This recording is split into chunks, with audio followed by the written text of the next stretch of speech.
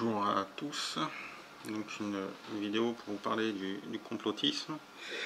C'est pour amener ma pierre à l'édifice, mon petit caillou dans le débat qui a été initié par Skadi Pinter sur internet, qui disait que il fallait appeler les conspirationnistes, les complotistes autrement, parce que nous-mêmes en fait on est aussi quelque peu conspirationnistes, complotistes, et donc les appeler d'autres personnes qui sont différentes de nous complotistes, c'est en faire partir et donc mal se définir.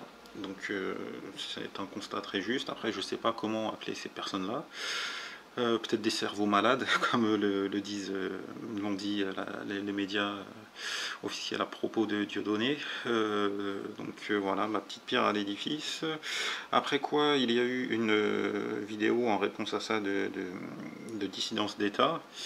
Dissidence d'État ou Chouki Bouki sur internet, sur Facebook, qui nous disait que pour lui le complotisme, le conspirationnisme était une béquille psychologique, donc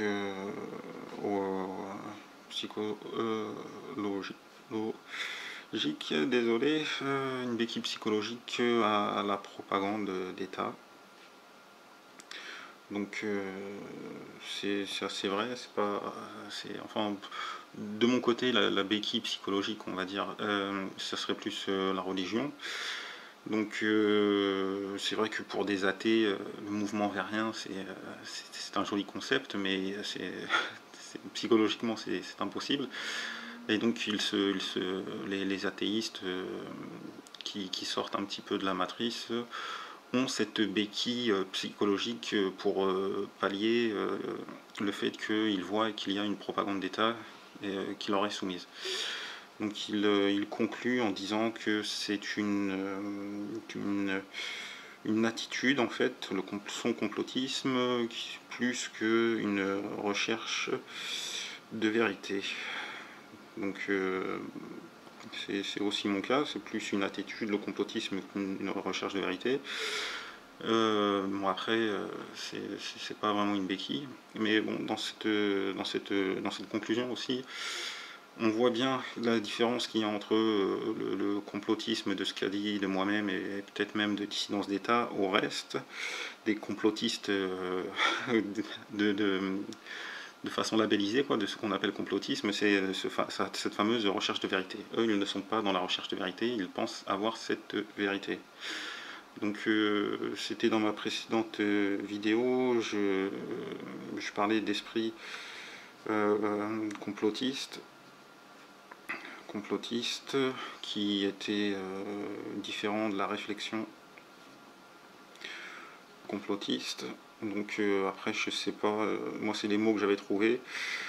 Comment mettre des mots là-dessus, c'est assez compliqué, je sais pas, faut trouver, donc dans cette réflexion complotiste, en fait, comme je vous disais, ils ont la vérité, ils pensent avoir, et donc la différence entre eux et nous, de façon schématique, c'est que eux, ils sont dans une attitude de vérité, alors que pour eux l'attitude de vérité est plus importante que la recherche, quoi, du doute. Je sais pas comment le dire, quoi. Toujours avoir un doute, c'est sain d'avoir un doute, quoi. Même pour un croyant, hein, croyez-le aussi si vous n'êtes pas croyant, le doute est permis chez les croyants, c'est quelque chose de sain. Donc voilà, dans un premier temps, cette différence fondamentale entre le complotiste et le complotiste, parce qu'il y a un bon complotiste et un mauvais complotiste. Dans le deuxième point, je voudrais évoquer le règne du cul, parce que sur internet les plus grandes recherches ne concernent pas des théories sur le 11 septembre, sur John Fitzgerald de Kennedy et autres, hein.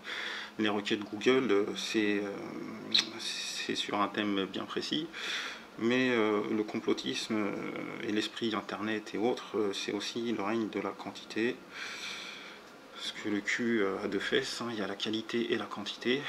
Donc c'est ce Chouki Bouki qui a réexpliqué un concept, une formule très parlante. Enfin, c'est une formule, c'est condensé, mais qui est très très juste, qui était de Courrier UWF, qui était le complotisme discount. Donc discount, c'est avant en fait l'ère d'internet, il y avait des complotistes, il y avait des livres complotistes, il y avait des revues complotistes, mais c'était quand même réservé à une certaine élite. Il fallait les payer ces livres, fallait payer ces revues, ces abonnements, fallait avoir accès peut-être à des médias étrangers, fallait avoir accès à une radio étrangère et donc parler la langue pour avoir un autre son de cloche que la version de la propagande officielle, on va dire, de l'ère du temps de sa propre société, quoi. Et donc avec Internet, toutes les propagandes sont accessibles à tout le monde. J'ai un message. Avec Internet, toutes les propagandes sont disponibles pour tout le monde et le plus grand nombre. Et donc le nombre fait que les prix baissent, en fait, les économies d'échelle. Et donc même les théories complotistes et autres viennent à la masse. Et donc on a le complotisme discount, le complotisme d'un peu tout le monde sur Internet. C'est dans la vie de tous les jours, je pense que les gens ne sont pas complotistes, n'ont pas cette réflexion complotiste, plus que cet esprit complotiste. Donc comment se manifeste le règne de la quantité dans l'esprit, dans la réflexion complotisme? Donc déjà il faut un fait d'actualité, c'est la base. Sinon il n'y a pas de complot, il faut une propagande qui s'enclenche. Donc de ce fait d'actualité, la propagande va être vue, va être détectée, donc elle sera fausse. Enfin, c'est dans l'autre sens plutôt. On va réussir à prouver que ce fait d'actualité est faux, qu'il y a une propagande, et donc si c'est faux, ça me paraît simple, c'est vrai, la vérité est ailleurs, comme le disait Fox Mulder. Donc où sera-ce la vérité? On ne sait pas. Et donc le règne de la quantité, dans cette réflexion conspirationniste, complotiste, c'est que en fait les preuves de la propagande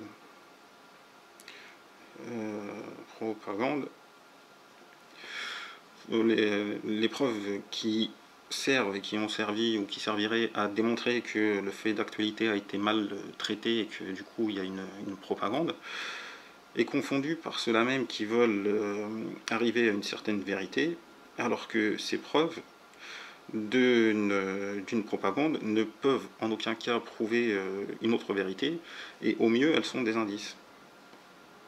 Donc par exemple, un exemple sur le fameux, le plus grand complot du 21e siècle et du 3e millénaire, sur le 11 septembre, on peut trouver des preuves de propagande officielle, mais toutes ces preuves de propagande officielle ne sont que des indices d'une autre vérité. Il peut y avoir des indices sur l'implication de l'empire américano-sioniste, mais dire que parce que il y a une propagande, que c'est les américano-sionistes qui ont fait le coup, c'est une mauvaise réflexion, quoi. Pour bien comprendre cette différence entre preuve et indice, je vais prendre l'exemple de la 36e chambre des Shaolin, la fameuse chambre de l'ami Robert de Dieudonné. Donc, selon lui, cette 36e chambre des Shaolin est un mythe, elle n'a jamais existé. Et selon lui toujours, les tenants de cette théorie officielle de la 36e chambre n'ont que des indices et aucune preuve. Ils demandent en vain, depuis je ne sais pas combien de temps, une seule preuve. Et donc j'espère que les personnes qui sont un petit peu infectées par cette maladie mentale de la réflexion complotiste comprendront ce que je veux dire avec l'exemple de Robert et de sa 36e chambre de Shaolin.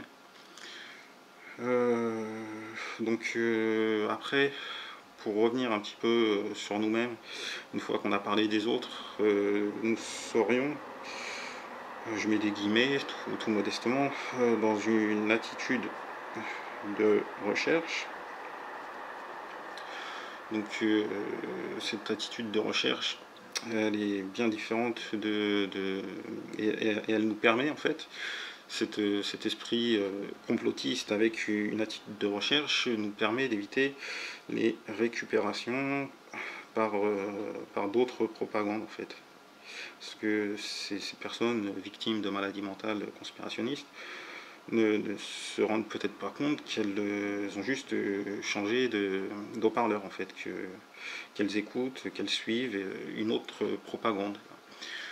Donc cette attitude de recherche est toujours par rapport au règne de la quantité. C'est la fameuse méthode scientifique. Quand le complotisme était chez les élites sont formées, et donc les élites connaissent la méthode scientifique. Alors que la masse populaire, avec l'éducation actuelle, l'éducation nationale actuelle, n'a plus les bases nécessaires à savoir peut-être même ce que c'est que la fameuse méthode scientifique. Donc qu'est-ce que la méthode scientifique? Par exemple, un exemple, le darwinisme, Darwin et puis l'évolution. Donc la méthode scientifique veut que pour une thèse, il soit apporté les preuves de cette thèse en fait. S'il n'y a pas de preuves, la thèse est une thèse, elle n'est pas une vérité. Donc il faut une preuve et non des indices de quelque chose, quoi. 1000 indices, 1 milliard d'indices ne vaudront jamais une seule preuve. Et donc Darwin et la théorie de l'évolution multiplient les indices, que cette théorie est possiblement vraie, mais il leur manque toujours le fameux chaînon manquant, la fameuse preuve que leur théorie est vraie. Donc c'est encore un point pour que les personnes malades, plus que moi, parce que moi-même j'avoue être complotiste, avoir une attitude de recherche, de scepticisme vis-à-vis de la doxa officielle. Donc j'espère que cette vidéo va les aider à comprendre les différences entre preuves et indices, de toujours rester distant, que même si le doute est sain vis-à-vis de l'actualité, en tirer pour autant une conclusion et une vérité sur une autre, c'est prendre le risque d'une récupération par une autre propagande. Donc voilà, c'était un petit peu une vidéo pour aider, pour faire avancer le schmilblick. Une dernière chose, le truc et astuce, parce que en fait ce sont les jeunes aussi qui sont surtout victimes de cette réflexion conspirationniste. Donc le truc et astuce, moi quand j'étais jeune, que je lisais des revues sur les jeux vidéo, il y avait toujours cette rubrique très importante, le truc et astuce. Donc un truc et astuce pour ne pas vous faire récupérer, retourner par une propagande, quand après moult indices on vous dit à qui profite le crime, rigolez. Rigolez, forcez-vous à rigoler, ce n'est pas grave, même si vous n'avez pas envie, rigolez, forcez-vous. Pourquoi je vous demande de vous forcer à rigoler quand après moult indices on vous demande à qui profite le crime et que ça serait la preuve ultime que c'est la vérité, ce que cette personne vient de dire? C'est par rapport à toujours rester dans cet univers Shaolin oriental, extrême oriental, avec le dessin animé Naruto. Je ne connaissais pas beaucoup cette chose, mais bon, c'est pour faire une rupture de genjutsu en fait. Genjutsu. Donc le genjutsu, ça équivaut à une propagande dans un état hypnotique, un état second. Donc pour rompre cet état hypnotique dans lequel on essaye de te mettre, rigole. Il n'y a que ça qui marche. Donc voilà, bonne continuation à tous et en espérant que cette vidéo aura aidé certains esprits complotistes à s'en sortir. Et pour nous définir nous-mêmes, à la Warlem, continuons le débat. Bonne continuation.